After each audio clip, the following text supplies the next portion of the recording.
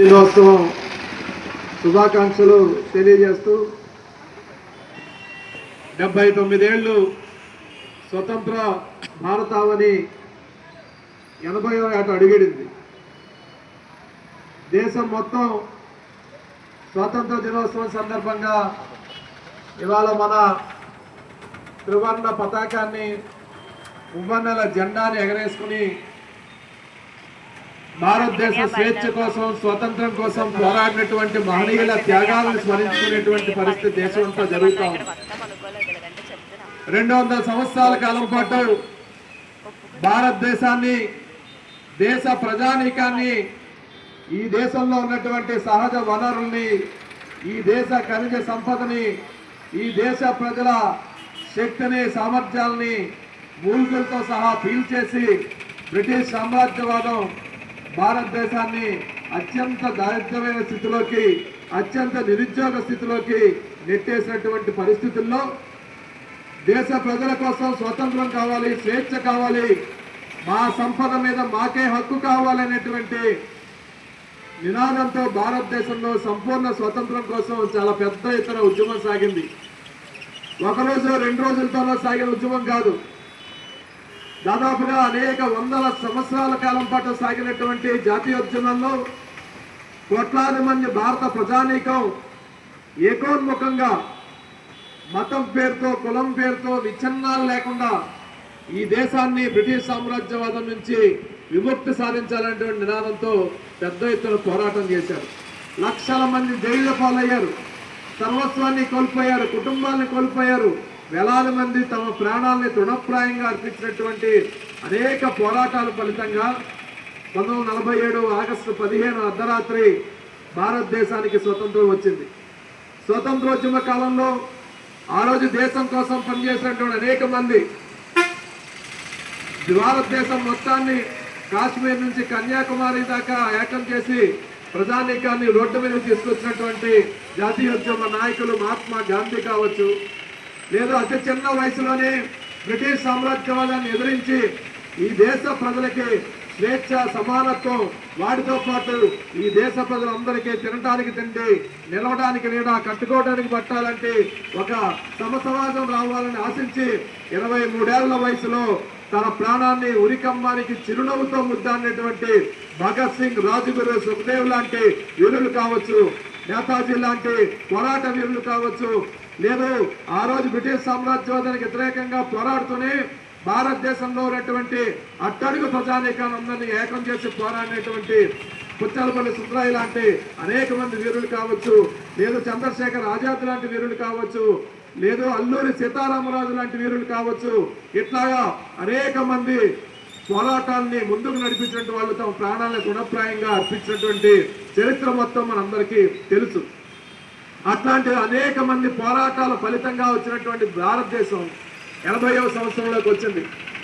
79 ఏళ్ళు వెనక్కి తిరిగి చూసుకున్న తర్వాత 80వ సంవత్సరంలోకి వచ్చిన తర్వాత ఏదైతే బ్రిటిష్ వ్యతిరేకంగా పోరాడిన కాలంలో ఈ దేశంలో అత్యంత దారుణమైనటువంటి దారిద్ర్యం ఉన్నదో, ఈ దేశంలో చదువుకొని ఉద్యోగ అవకాశాలు లేక, ఉపాధి లేక నిరుద్యోగం తాండవించిందో, ఆకలి తాండవించిందో, అసమానతలు తాండవించాయో, ఇవాళ 80వ సంవత్సరంలోకి వచ్చిన తర్వాత కూడా భారతదేశ 79 ఏళ్ల చరిత్రలో ఎన్నడూ లేనంత తీవ్రమైనటువంటి నిరుద్యోగం తాండవిస్తూ ఉంది, దారిద్ర్యం తాండవిస్తూ ఉంది, అసమానతలు తాండవిస్తూ ఉన్నాయి.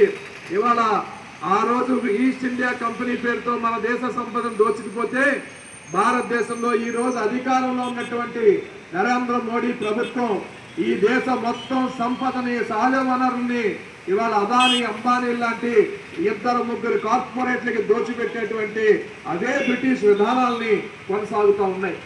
ఈరోజు భారతదేశ పరిస్థితి చూస్తే ఒకసారి నిజంగానే మన ఇందుకోసమైనా ఆ రోజు కోట్లాది మంది ప్రజానీకం దేశ స్వాతంత్రం కోసం పోరాడారనేటువంటి మాట గుర్తు చేసుకోవాల్సిన పరిస్థితి వస్తూ ఉంది.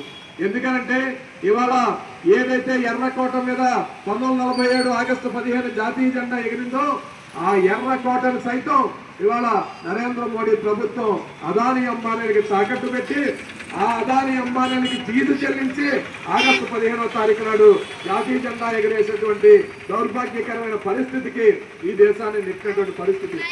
ఆ రోజు బ్రిటిష్ సామ్రాజ్యవాదానికి వ్యతిరేకంగా ఈ దేశ స్వతంత్రం కోసం పోరాడుతున్న ప్రజల్ని చేర్చడం కోసం మతాన్ని ప్రయోగించి, కులాన్ని ప్రయోగించి, ప్రజల్ని విభజించి పాలించేటువంటి పద్ధతిని తీసుకొస్తే ఆ రోజు బ్రిటిష్ వాళ్ళ కాళ్ళు మొక్కి, ఆ రోజు స్వాతంత్రోద్యమంలో ఒక్కరోజు కూడా పాల్గొనేటువంటి ఆర్ఎస్ఎస్ సంబంధించినటువంటి వాళ్ళు, వాళ్ళ వారసులుగా ఉన్నటువంటి వాళ్ళు వాళ్ళ దేశంలో అధికారంలో ఉండి అదే బ్రిటిష్ కాలం నాటి విధానాలని ఈరోజు కూడా భారతదేశంలో అవలంబిస్తూ ఉన్నారు. దేశంలో నిరుద్యోగ సమస్య లేదా దేశంలో అసమానతలు, దేశంలో సరైన విద్య లేకపోవటం, సరైన ఉపాధి లేకపోవటం, మహిళలకు రక్షణ లేకపోవటం, ఈ దేశంలో ఆర్థిక అసమానతలు, ఇన్ని సమస్యలుంటే ఇవాళ దేశంలో అధికారంలో ఉన్నటువంటి కేంద్ర ప్రభుత్వానికి, మోడీ ప్రభుత్వానికి, ఆర్ఎస్ఎస్ నాయకత్వానికి ఇవేమీ పట్టవు.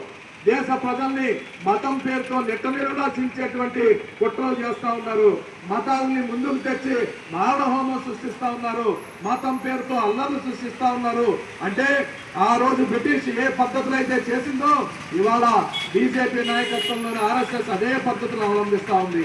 ఆ రోజు బ్రిటిష్ మొత్తం దేశ సంపదని బ్రిటన్కి తరలించిపోతే, లక్షల కోట్ల డాలర్లు సంపదని బ్రిటన్కి తరలించిపోతే ఇవాళ కేంద్రంలో ఉన్నటువంటి మోడీ ప్రభుత్వం ఈ దేశ ప్రజల సంపదని, సహజ వనరుల్ని, అడవుల్ని, నదుల్ని, ఆకాశాన్ని, భూమిని, సర్వస్వాన్ని కూడా ఈ దేశంలో ఉన్నటువంటి కార్పొరేట్లకి దోచిపెడతా ఉన్నారు. దానికి వ్యతిరేకంగా ఆ రోజు సామ్రాజ్యవాదానికి వ్యతిరేకంగా పోరాడిన ప్రజల్ని మతం పేరుతో బ్రిటిష్ చీలిస్తే ఇవాళ ఈ దోపిడీకి వ్యతిరేకంగా పోరాడుతున్న ప్రజల్ని కూడా ఇదే బ్రిటిష్ సామ్రాజ్యవాదానికి వారసులుగా ఉన్నటువంటి ఆర్ఎస్ఎస్, బీజేపీ ప్రజల్ని మతం పేరుతో చీల్చేటువంటి ప్రయత్నం చేస్తూ ఉన్నారు. భారతదేశం చాలా ప్రపంచంలో కల్లా ఎందుకు ప్రత్యేకమైన దేశం అంటే భారతదేశం భిన్నత్వంలో ఏకత్వం ఉన్నటువంటి దేశం. భారతదేశంలో అనేక మతాలు, అనేక జాతులు, అనేక భాషలు, అనేక సంస్కృతులు ఉన్న భారతదేశం మొత్తం ఒకటైనటువంటి పద్ధతి ఈ దేశ ప్రత్యేకత. అట్లాంటి ప్రత్యేకతని తొంగలో తొక్కాలనేటువంటి ప్రయత్నాన్ని ఇవాళ ఆర్ఎస్ఎస్, బీజేపీ చేస్తా ఉన్నాయి. ఈ దేశ ప్రత్యేకత అయినటువంటి భిన్నత్వంలో ఏకత్వాన్ని కాలరాసే ప్రయత్నాన్ని చేస్తా ఉన్నాయి. అందుకని ఇట్లాంటి ఇవాళ 80వ స్వతంత్ర దినోత్సవం నాడు ఈ దేశ ప్రజానీకం ప్రతిజ్ఞ చేయాల్సింది ఏమంటే ఆ రోజు ఎవరైతే కోట్లాది మంది ఈ దేశ స్వాతంత్రం కోసం ప్రాణాలు అర్పించారో వారి ఆశయాలు నిలబడాలంటే ఈ దేశ సంపద ఈ దేశ ప్రజలకే దక్కాలి. ఈ దేశ సంపదని కార్పొరేట్లకు దోచిపెట్టే విధానాలను వ్యతిరేకించాలి. అట్లాంటి వాటికి వ్యతిరేకంగా పోరాడుతున్నప్పుడు ఈ దేశ ప్రజల్ని మతం పేరుతో చీలిస్తున్నటువంటి మత ఉన్మాద పద్ధతులకు వ్యతిరేకంగా కూడా మనందరూ ఐక్యంగా నిలబడాలి. భిన్నత్వంలో ఏకత్వాన్ని కాపాడుకునేటువంటి పద్ధతుల్లో, ఈ దేశ ప్రజాస్వామ్యాన్ని కాపాడుకునే పద్ధతుల్లో మనందరం నిలబడాల్సిన పరిస్థితి కూడా ఉన్నది. భారతదేశంలో ప్రపంచ దేశాల్లోకెల్లా అత్యున్నతమైనటువంటి, అతి గొప్పదైనటువంటి భారత రాజ్యాంగాన్ని రాసినటువంటి డాక్టర్ బిఆర్ అంబేద్కర్ రాజ్యాంగాన్ని, డాక్టర్ బిఆర్ అంబేద్కర్ వారసత్వాన్ని ఇవాళ నరేంద్ర మోడీ ప్రభుత్వం కాలరాసేటువంటి ప్రయత్నం చేస్తూ ఉంది.